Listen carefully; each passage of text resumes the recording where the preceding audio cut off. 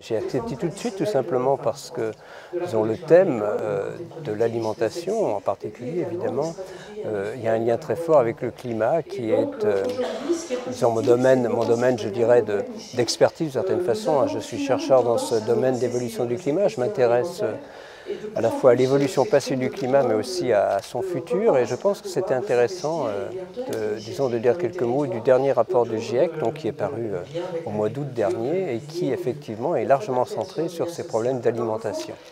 Quand on fait ce lien entre climat et alimentation, c'est vrai qu'il faut d'abord regarder le fait que l'agriculture, l'alimentation contribuent aux émissions de gaz à effet de serre. Disons, en gros, pour l'agriculture, c'est de l'ordre de 20% ou un peu moins à l'échelle planétaire.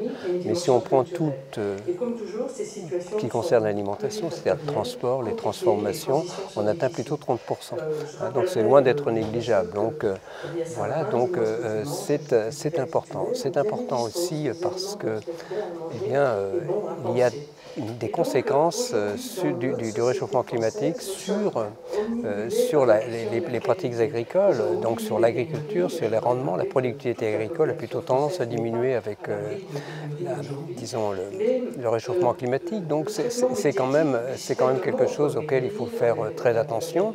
Et puis il y a aussi des opportunités qui sont offertes dans ce domaine de réduction des émissions de gaz à effet de serre, que ce soit à travers disons, diminuer le gaspillage alimentaire, le régime alimentaire lui-même, les pratiques agricoles. Et c'est un peu tout cela qui est au cœur de cette conférence. Dire qu'il y a aussi des choses à faire, disons, en gros que le monde agricole doit être très vigilant et participer à la lutte contre le réchauffement climatique. Il y a aussi des conséquences assez directes comme la diminution des ressources en eau, même y compris en France.